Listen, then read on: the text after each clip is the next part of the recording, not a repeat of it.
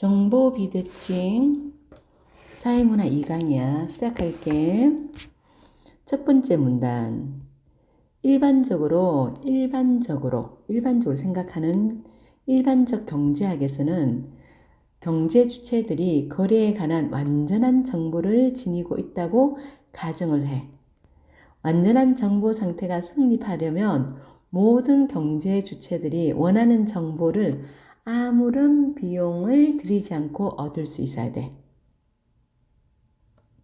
그러나 현실은 그렇다, 안 그렇다. 완전한 정보를 가지지 못한다. 현실에서는 정보 취득에 비용이 들어.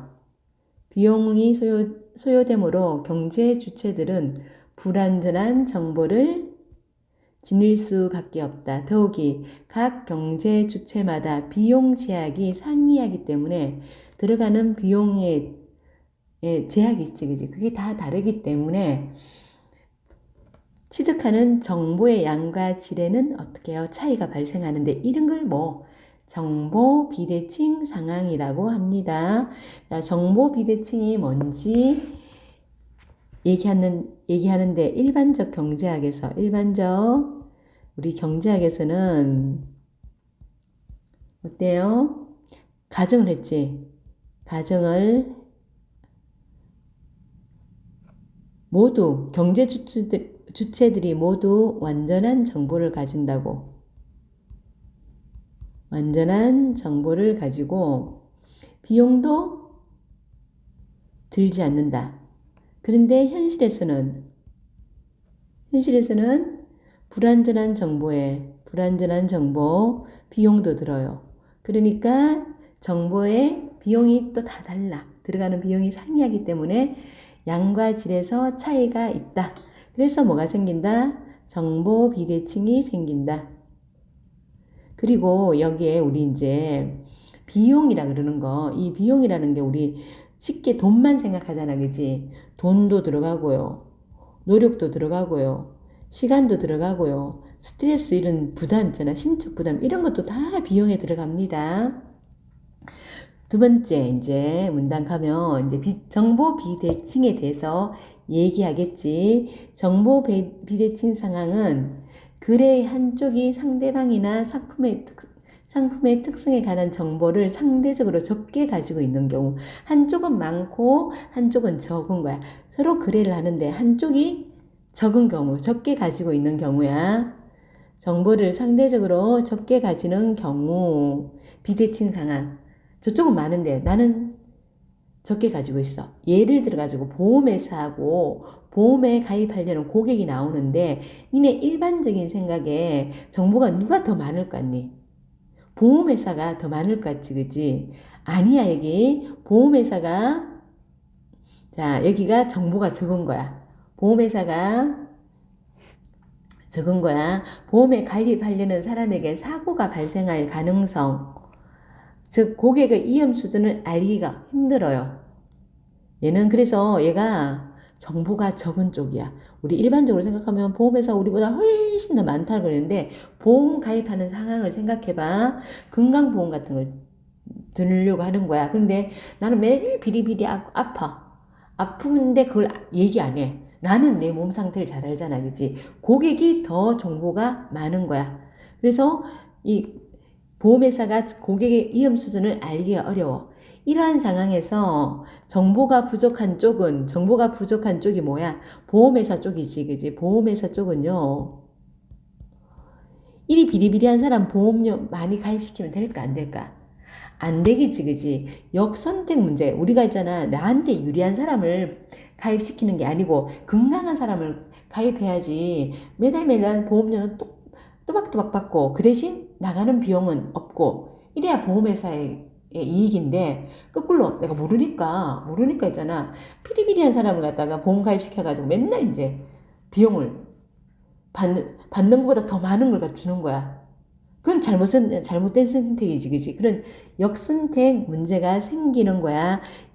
그럼 역선택이 뭔지, 역선택이란 해가지고, 이제 또 역선택에 대해서 설명해 준다.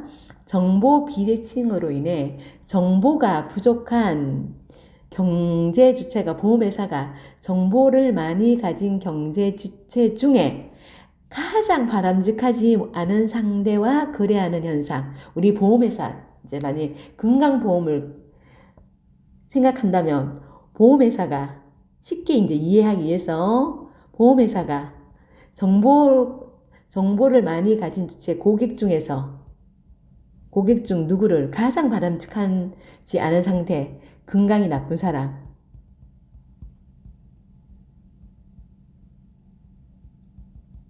사람하고 거래를 하는 거야. 이런 사람하고 중점적으로 거래하게 되는 상황이 역선택 상황인 거야. 뭐 이런 거 있잖아. 맨날 있잖아. 일하고 새벽에 운전하는 사람이야. 새벽에 운전하는 사람이 아무래도 일하고 새벽에 운전하면 사고 날 확률이 크겠지, 그지? 그런 사람을 주로 자동차 보험에 가입시킨다든가 이런 상황인 거야.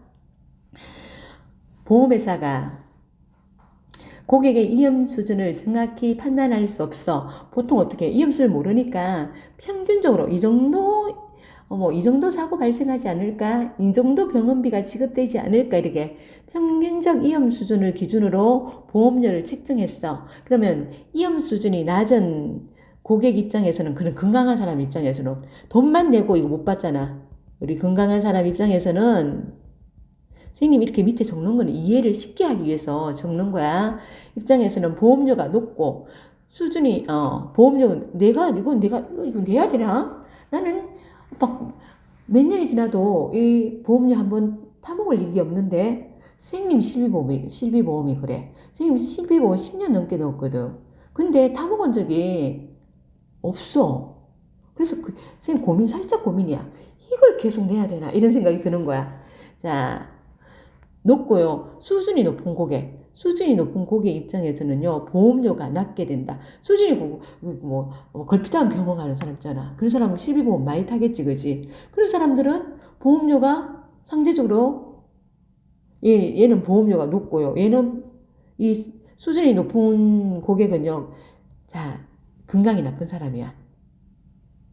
건강이 나쁜 사람 같은 경우에는 매번 병원 가니까 이 보험료는요, 내가 낸 보험료보다 더 많이 받는 거야. 아싸! 이게 되겠지. 그 결과 보험회사는 어떻게 해요? 위험 수준이 높은 고객만, 야, 아까 제 봐봐. 바람직하지 않는 상대하고 거래하는 현상이지, 그지? 그러니까 이런 사람은 어떻게 해요? 위험 수준이 높은 고객만 보험에 가입하는 역선택에 직면하는 거야. 그러니까, 선생님 같은 사람은 고민하잖아. 이거 해약해버릴까? 이렇게 고민하는데 맨날 병원비 받아보는 사람들은 아싸 이러면서 이렇게 되는 거야. 그러면 원래 예상보다 더 많은 보험금 지급되겠지. 건강 나쁜 사람들이 많이 가입했으니까, 그지? 그러면 어쩔 수 없이 보험료 인상해야겠지. 그럼 인상되면 어떻게 할까요? 돈만 내는 사람, 안 타먹던 사람은 에이 해지해버려야겠다. 그러면서 위험이 낮은 고객들은 이탈을 가속하면서 악순환이 계속되겠지, 그지? 이게 역선택의 문제인 거야. 그래서 자, 여기 봐봐. 여기는 자, 역선택은요, 바람직하지 않은 상대와 거래를 하는 거야. 거래를 하는 거고, 우리 평균적으로 보험회사 예를 들었지. 평균적으로 위험률 산정해가지고 해놨는데 바람직하지 않는 사람, 위험 수준이 높은 사람만 선택을 많이 하니까, 그러니까 돈이 많이 나가고, 나는 보험회사는 손해 못 보니까 어떻게 보험료 인상하니까 위험 수준이 낮은 사람은 이 돈 내고 내가 계속 여기 이걸 해야겠어 하면서 해약하고 나와버리니까 안 좋은 사람만 남고, 이런 악순환이 계속된다는 거야. 세 번째, 이제 시장 참가자들은 역선택을 방지하는 거 세 개가 나와요. 방지하기 위한 다양한 방법을 모색하는데요. 대표적인 게 뭐냐면 신호 발송이고요. 첫 번째 신호 발송. 신호 발송이 첫 번째고요. 여기는 보험회사에서는 할 만한 게 아니고요. 그리고 이제 두 번째는요, 선별이고요. 선별이고, 세 번째가 뭐냐면, 세 번째가 평판 구축이야. 역선택을 방지하기 위해서 하는 세 번째 평판 구축. 보면, 자, 우리 신호 발송부터. 신호 발송하면, 나 선택해주세요 하면서 막 신호를 보내는 거야. 이거 취업시장에서 하는 거. 신호 발송이란, 나오잖아. 신호 발송이란, 정보를 더 많이 가진 쪽이, 내가 취업하려는 사람이야. 그러면 나에 대해서 내가 더 많이 알잖아. 그지? 그러면서 나에 대해서 막 알리는 거야. 신호를 발송하는 거야. 누가 하는 거야? 이거는 정보를 더 많이 가진 쪽. 그럼 보험회사는 하는 게 아니지. 보험회사는 정보를 적게 가진 쪽이잖아. 그지? 그러니까 여기는 예를 들면 취업자예요. 취업자가. 취업자가요, 자신의 정보를 뿜뿜뿜 막 보내는 거야. 쪽이 자신 또는 상품의 숨겨진 특성을. 두 번째, 취업자하고 판매자야, 판매자. 취업자가, 나 이런 사람이에요. 나 이런 자격증 있고요. 이런 외국어 실력 있고요. 이렇게 막 알리는 거야. 그리고 상품 판매자 같은 거, 이 제품이 이렇게 좋아요. 이렇게 막 알리는 행위. 누가 한다고? 정보를 더 많이 가진 쪽이 하는 거야. 숨겨진 특성이나 자신 또는 상품의 숨겨진 특성을 막 알리는 거야. 예를 들어 이제 노동시장, 취업시장이야. 취업시장에서는 학위, 자격증, 시험 성적 등의 교육 수준은 생산성을 알리는 신호지, 그지? 교육 수준이 높다. 그러면 아무래도 일 좀 잘한다. 그지? 이런 거지. 자, 고용조, 그러니까, 난 드론 자격증 있어요. 그러면, 드론 자격증 없는 사람보다 있는 사람들이 훨씬 생산성이 높은 거지, 그지? 고용주가 일정한 수준 이상의 교육을 받은 구직자를 생산성 높은 사람으로, 그러니까 내가 드론 자격증이 있어. 그러면 드론 자격증 있는 사람이 훨씬 생산성이 높은 사람이잖아, 그지? 그렇지 않은 구직자는 생산성 낮은 사람으로 예를 들면 드론 자격증 이런 거 우리 회사는 드론 자격증이 있는 사람이 필요해요. 드론 자격증이 있어.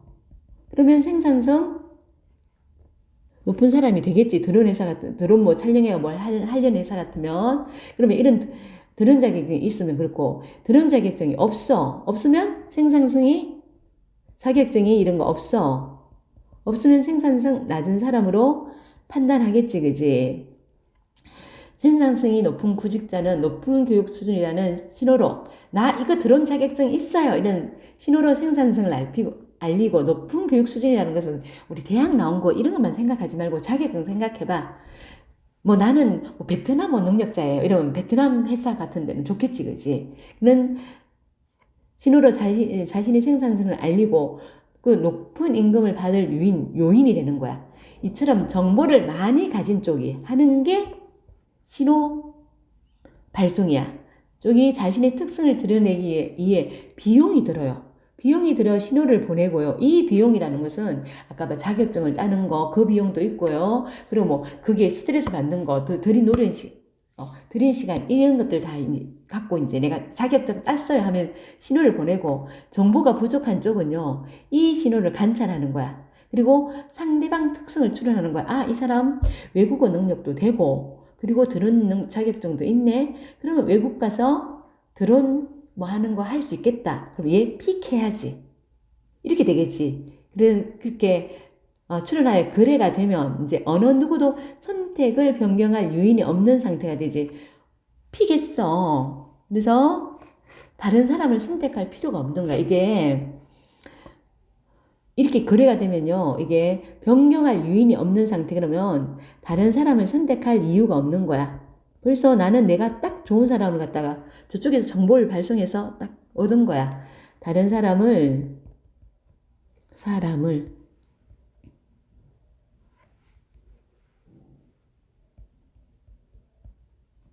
선택할 필요가 없어졌어. 그러면 이걸 갖다가 신호 발송 균형. 내가 신호를 발송했는데 저쪽에서 신호를 받아들여가지고 딱 맞아떨어졌어. 균형을 이룬 거야. 균형이라 하고요. 이때 신호가 효과적으로 작용하기 위해서는 이거 중요하다. 자, 신호가 효과적으로 작용하기 위해서는 숨겨진 특성이 우수할수록 신호 비용이 낮아야 한다. 이게 무슨 말이야? 그러니까 자, 생산성이 높은 구직자일수록 학위, 자격증 등 일정한 교육 수준을 획득하는 데 소요되는 비용이 낮아야 그러한 교육 수준이 구직자 생산성을 구분하는 구직자의 생산성을 구분하는 유효한 신호가 될 수 있다는 것이다. 그러니까 뭐야? 나는 이런 능력이 있다는 거야. 이게 자격증 따는데 나는 비용도 적게 들고요. 시간도 적게 들고요. 그리고 나는 이거 심적 부담도 없어요. 그럼 비용이 낮아진 거지. 그러면 이 사람은 훨씬 더 일을 잘하는 사람이 되는 거야. 그죠? 그지? 그러니까 교육비용이 낮아야지 이게 뭐. 그러니까 자격증 많이 취득한다고 취득하면 자격증 취득에 단시간에 시간도 작게 들었고 시간이 작게 드는 것은 비용도 작게 들었고 부담도 적었다는 거야. 그럼 이 사람 이거 잘한다는 사람이잖아. 그지? 그럼 우수한 거지. 우수한 사람일수록 비용이 낮아야 되는 거야. 그럼 다시 말하면 이거는 비용에는 차등이 있다 없다. 비용이 동등하지 않다는 거야. 비용은 동등하지 않아요. 비용에는 차등이 있어요. 차등이 있어요.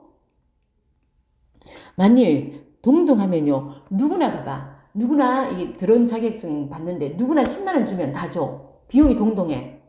10만 원 주고 3시간 교육받으면 다 이거 다 줘. 10만 원 내고 3시간 교육받으면 이거 다 줘. 그러면 이 사람 능력을 판단할 수 있어 없어? 판단할 수 없지, 그지?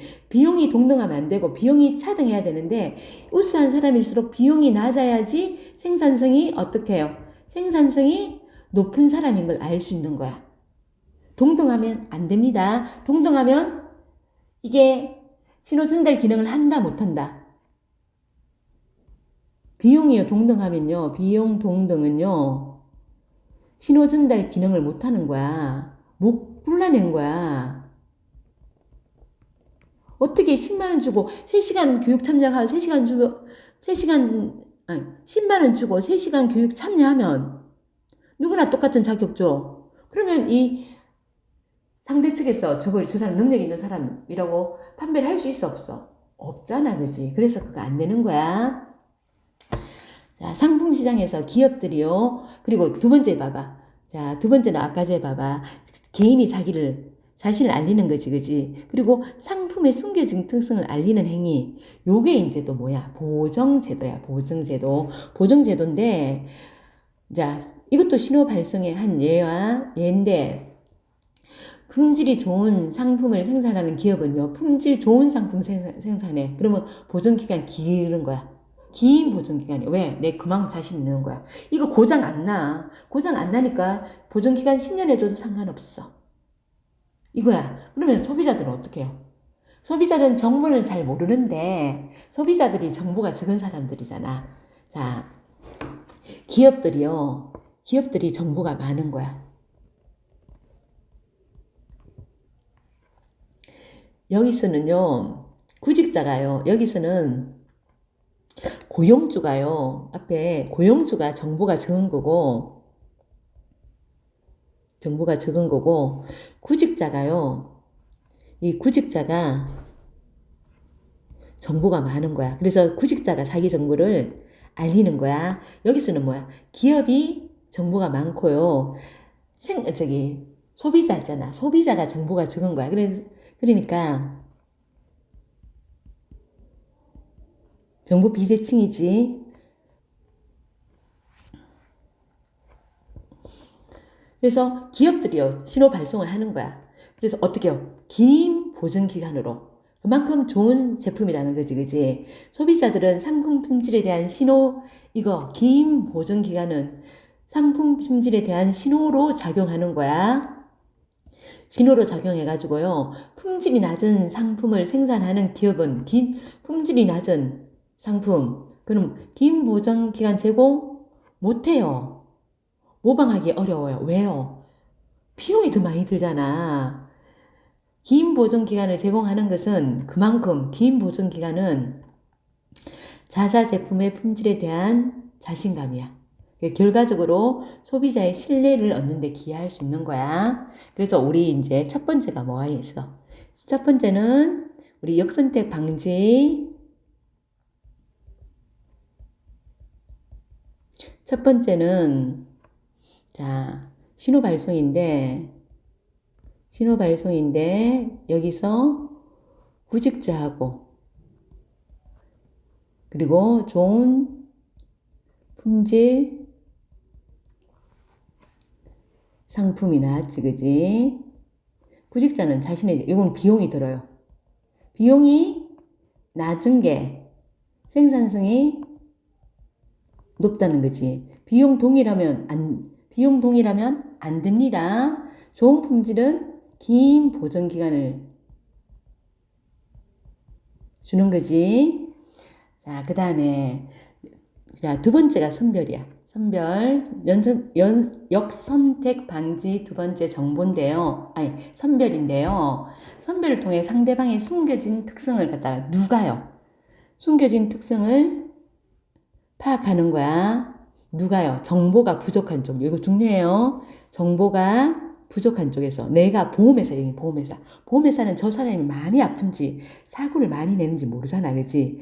그래서 선별하는 거야. 선별이란 나왔지? 선별이란 정보가 부족한 쪽에서 하는 거라고. 정보가 많은 상대방에게 선택지를 제공하는 거야. 그래서 고르라고 하는 거야. 보험회사가, 얘를 보험회사가 다양한 보험 상품이야. 설계해가지고 고객이 자신의 위험 수준에 맞게 선택할 수 있도록 하는 거야. 예를 들어 건강한 사람은 보험료 낮은 대신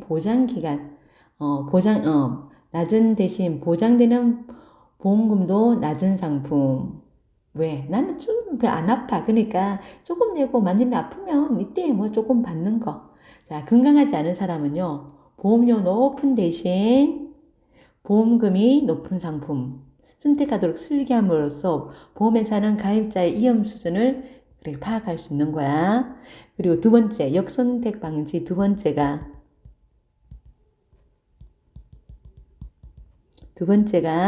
선별이고 얘는 어떻게 해요? 여기는 중요한 거 신호 발송은 정보가 많은 쪽에서 여기는 정보가 적은 쪽에서 하는 거야. 부족한 쪽에서. 예로 보험회사가 나왔고 보험회사에 다양한 상품이 나왔지.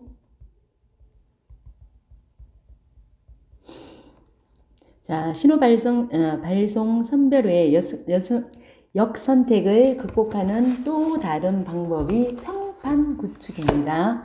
여기도 자, 가입자 위험 수준 파악 여기도 좀 줄쳐놓자. 평판 구축하는 거, 우리 리뷰 쓰는 거 있지. 반복적인 거래 상황에서 품질이 좋은 상품의 공급자는 품질 좋은 공급자는 좋은 평판을 구축함으로써 자신의 특성을 알릴 수가 있어요. 특히 온라인 거래가 증가하면서 리뷰 시스템 평점 제도가 정보 비대칭을 줄이는 효과야. 그럼 여기는 정보가 많은 쪽이 누굴까요? 리뷰 쓰는 사람이 정보가 많은 사람이지, 그지? 정보가 많은 사람은 리뷰 작성자고, 리뷰 작성자가 아니고 그 전에 거래했던 사람. 자, 거래를 해서 리뷰 작성자 맞네. 리뷰를 작성하는 사람이고, 그러면 정보가 적은 쪽은 누굴까요? 이 상품을 이용하려는 소비자겠지, 그치? 소비자.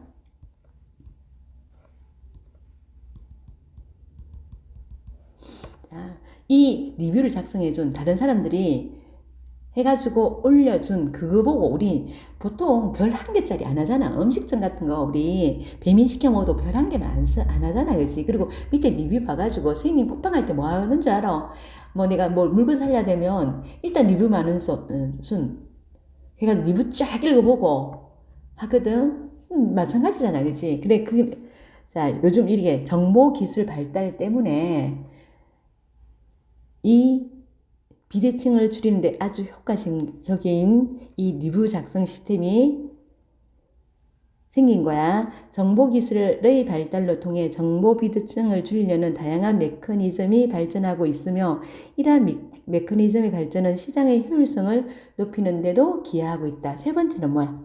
비대칭이 아니고 역선택 방지. 내가 잘못된 선택하지 하지 않기 위해서 뭐 한다고요? 세 번째는 평판이야. 평판 구축하는 거. 구축해가지고 생산자는 평판 구축해가지고 좋은 평판이면 훨씬 물건이 많이 팔리겠지, 그지? 요것도 누가 이용하는 거야? 정보가 부족한 쪽이 이용하는 거지. 정보가 부족한 쪽이 이용해가지고 다른 사람 정보를 보고 유튜브를 보잖아. 무슨 뭐 가전제품 이런 거 살려 그러면 유튜브도 한번 보고 요즘 그런 가전이라든지 이런 거 해놓은 거 많잖아, 그지? 그런 거 보고 사잖아, 그지? 요게 이제 정보 비대칭에 관한 내용이었습니다. 여기까지 수고하셨습니다.